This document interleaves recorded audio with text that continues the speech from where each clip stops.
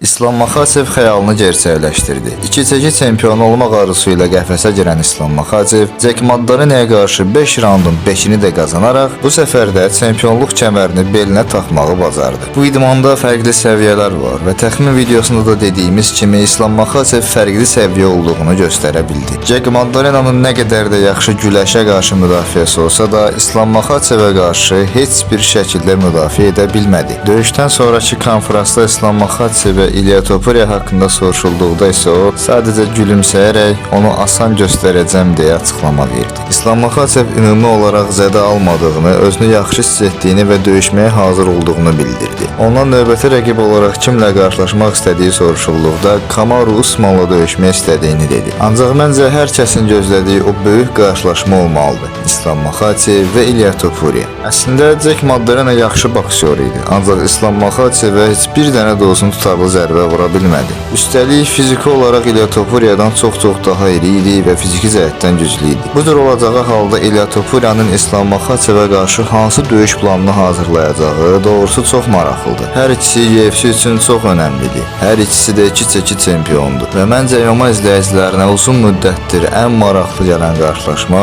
məhz bu qarşılaşmadır. Maraqlıdır ki, əgər bu döyüş baş tutsa hansı çəkidə baş tutacaq? İlya Topuria bir üst çəkiyə mi qalxacaq, yoxsa İslam Maxaçev keçmiş çəkisinə geri mi qayıdacaq?